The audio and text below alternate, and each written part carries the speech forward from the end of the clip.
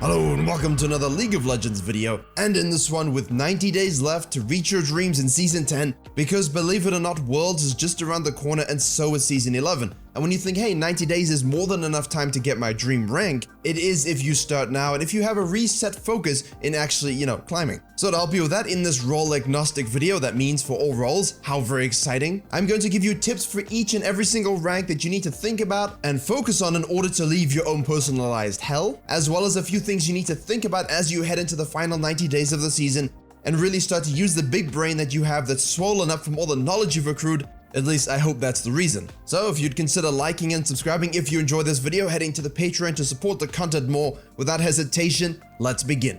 So this might seem like a very simple thing, and I've made a few videos with Mobalytics specifically this year about choosing your role, identifying your champion pool, and so on. But please, know which roles you're going to use to climb. I'm still seeing people switch from jungle to top to mid to ADC, depending on which way the wind is blowing on any given Wednesday. Be objective about which role is your best, which role has the champions you enjoy that you can actually use, and when you queue up, play it. I'm looking at op.gg reviews on the stream sometimes and I just see people playing jungle, mid, support, but with no real logic. It's just kind of like, hey, I feel like doing this, I feel like doing that. It's completely unregulated, unsustainable, and inconsistent. You need to inject fiber directly into your role decisions so that every day when you queue up to play, you know you're playing jungle, because that's the best role. And while that might be objectively true, I did a video as well on which is the best role to main depending on your rank, because it changes as your elo changes and the people around you learn different things or forget certain things. Platinum. But beyond that, you must know the champions. You must have a focused champion pool. And we can very simply paraphrase Sidious.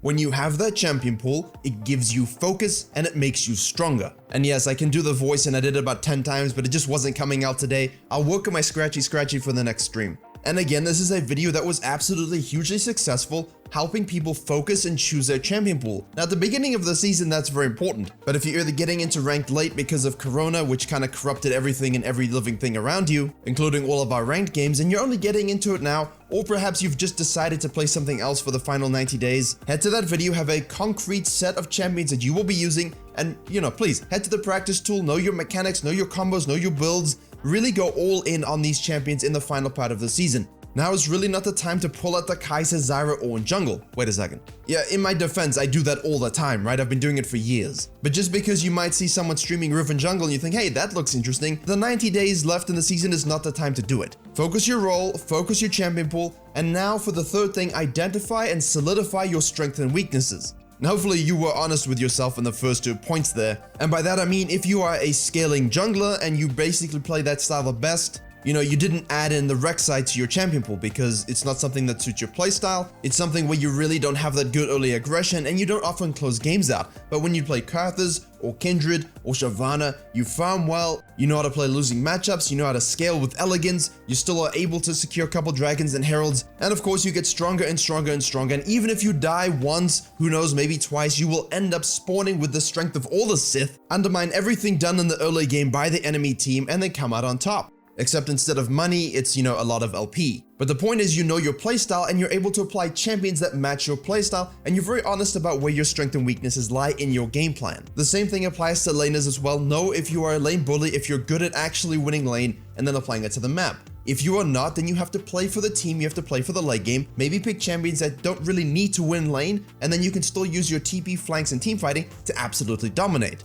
And yeah, you remember when I mentioned the fiber? That also affects when you play. Now for those of us who are content creators, work at home, or have more fluid schedules, wait a second, we can afford to, section off blocks and actually play. But for those of you, and again, I was a teacher for many years and a coach, you have work, you have schedules, there's only certain points in the day you can play, make sure you section those off, prepare everything in advance, and when you're ready to play, you are really focused on that activity. Play in sets of 3 and sets of 5. If you win 2, you can carry on if you have time. If you win 3 out of 5, carry on if you have the time. But if you lose 3, stop. Don't waste your time on tilt, don't waste your time on losing streaks, don't waste your time. And don't just play one game here and there whenever you feel like it, we're not hippies. And finally, as a general point before we get into the rank-specific advice, stop throwing your damn games. Man, I've been coaching a lot of different elos, I've played on a few accounts in different elos as well. I want to get a feel for what people are doing at the moment.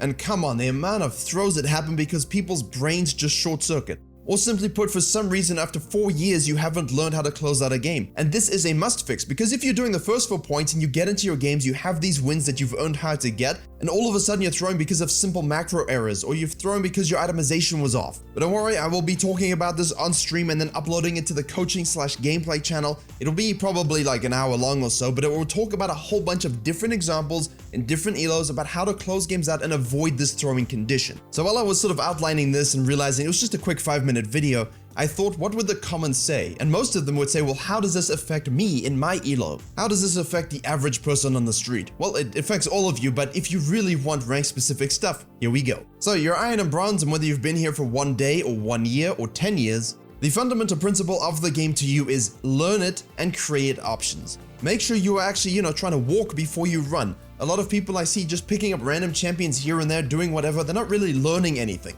And hey, that's great. It's great to try the free-to-play champions. It's great to see what all these things do, but don't do it in your ranked games. Your ranked game should really be about taking a simple champion enough that you can actually focus on learning a role. And again, stop trying to reinvent the wheel for the sake of it. Sometimes great ideas do come out of this elo, but the AD swing jungle just isn't it. If it was really that good, everyone else would be picking it up in other elos, and no, they don't know less than you. Focus on having fun, focus on gaining game experience, and it's easier to learn an easy champion to understand what it does, and then focus on the game so that once you actually learn a bit about the game, you can start bringing in those more complicated champions. You shouldn't be worrying about the game style and the mechanics and the itemization of Kiana mid with a 45% win rate. You should instead be focusing on a simpler champion that teaches you the basics, yes, like Annie, of laning, of minion wave management, and roaming and things like this. And while that also applies to Silver, you need to start to really learn the champions and the flow of the game. At this point, you're familiar with what a lot of champions do, you know roughly what your champion does, and while all those Bronze and Iron principles apply to you as well, you do have better game knowledge and how your champion actually fits into the game. So if you're in a lane playing Kayle or in a jungle playing Shyvana, or any scaling champion in any role, you need to learn patience. Start to recognize basic win conditions about how your champion fits into the actual game. If you are playing an early game champion, you need to learn aggression and how not to throw. Again, that video will be coming,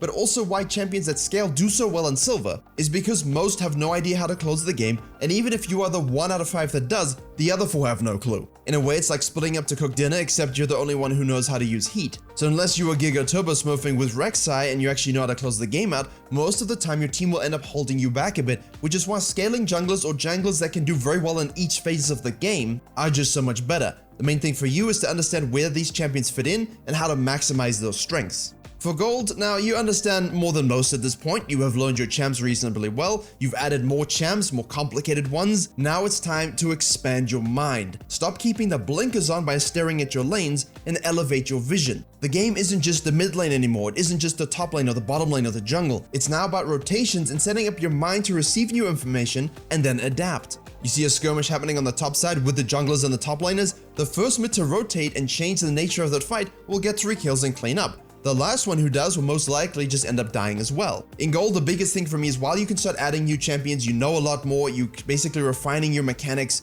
All of that is good, but the amount of times I see people just absolutely narrow-mindedly chase people around the map, die to simple ganks, or simply not rotate to absolutely free fights is utterly staggering. The proactive players win. The ones who react in reactive situations first also win. Go watch that Hecarim and Kindred videos as we talked about it. Those were huge factors in why those junglers got fed and those laners did very well. And in gold, as soon as you step up your vision and step up your macro game, you will be on the fast track to platinum. And now, platinum, I'm gonna be a little bit more mean to you guys because stop being cocky. Turn the ego off.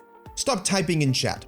You're the top 10%, but you really are not as good as you think. The biggest thing that holds back people in this elo is ego, and the inability to acknowledge how little you know relevant to those who are in Master Plus. Because of this, because you think you know everything, the blinkers get put back on. Because now you have mechanical dominance over a lane that you can win every single time, think bottom lane Dravens. The macro, rotation, fundamentals, and warding principles that you learned in gold to sort of start to use a lot more get thrown out the window because you are just a 1v9 machine. The problem is, everyone thinks they're a 1v9 machine. And as such, the biggest problem with Platinums, even if you don't fall into the big ego thing, is the inability to get carried when some of your team are fed, and then you have the arrogance to try and take over, which causes losses. If I'm being a bit harsh, I apologize. I've coached absolutely wonderful Platinums who are just focusing on refining their macro, stepping up their game tempo, and getting ready for Diamond. And guess what? Those people will make it if their mechanics and decision making continues to improve. The thing is, when you make peace with this, how little you know and how much you have to go to get diamond, and you focus on increasing your champion pool further, increasing your reaction speeds to macro and recognizing situations on the map, as well as focusing on improve rather than win, you will be in the driver's seat to get what is normally called a girl's best friend, but in League of Legends is everyone's best friend. Unless it's Master Plus, in which case you're the worst enemy. Focus on yourselves, turn off the ego, be humble. You know, if you see an 80% win rate pick that you don't really think works and it's off meta, but you know, they're actually able to carry the game, just enjoy the free LP. You don't have to 1v9 every game. Isn't that nice? And of course, stop throwing games. This is also very prevalent. It does happen in gold a lot, but in platinum, the throwing of games is for different reasons, but it still happens quite a lot. So that video coming out on the gameplay channel should also help you in addition to what I just said. And now we turn to diamond. Yeah, there are similar principles as platinum, specifically in diamond 4, but overall the players are much better mechanically and observing basic early and mid macro rotations.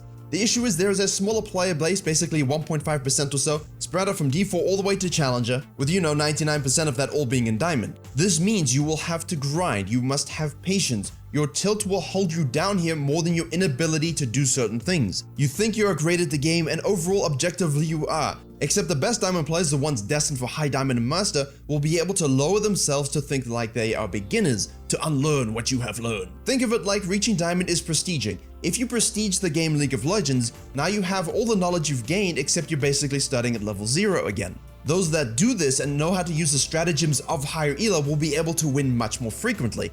The biggest thing for you guys is increasing your game tempo, the speed at which you make decisions, and then minimizing those big mistakes. You know, for Riot, that would be like Yasuo, Yone, Zoe, things like this. They would recognize, hey, these are big mistakes, we shouldn't have made these. High elo players in Master Plus are able to assess game plans and what they need to do in the early game with just the loading screen. And then they can also adapt to unexpected plays that then, throw those plans out the window. This is a problem because a lot of Diamond players are simply formulaic, cookie cutter. They know how they got here, they want to keep playing the same way, except, it just doesn't work anymore. I know you think cats can fit into every single box, but they can't fit under doors. Remember, the higher up you go, unless you are a one-trick or a supremely talented main of a champion or two, you should be able to swap to meta choices, play to those strengths, and dedicate every game to winning. That's how you get Master, with the grind, with the patience and the focus, as well as patience and willpower, as well as the always learning attitude. And that's why this is nice, it comes full circle. I started off by saying that for Bronze and Iron, and I end up saying it for Diamond as well. And with all the patch changes and itemization changes coming in Season 11, that is the attitude that is most rewarded. Now finally, obviously people in Master Plus, Grandmaster aren't really watching these kinds of videos, but if you do happen to be in this MMR range, I will simply give you one phrase: refinement of craft. If you do that and you keep working at it, you get personalized coaching to help identify those small weaknesses that are holding you back against the 1000 LP, and you stop focusing on LP gains and losses and just on the game, you should be able to climb. Also, if you find an OP pick before anyone else. That really tends to help a lot, except then you get banned out. But anyway, there you have it, 90 days left in Season 10. Few things everyone needs to think about before you start playing with this limited time left, as well as specific ranked advice that should help you leave those depths and ascend to reach hopefully what isn't a very bad victorious skin. Please don't forget to like, share, and comment if you enjoyed and learned something. Don't forget to subscribe to this channel as well as the gameplay channel, and maybe even a cheeky follow on the Twitch. Thank you very much for watching, and as always, I will see you all in the next tutorial.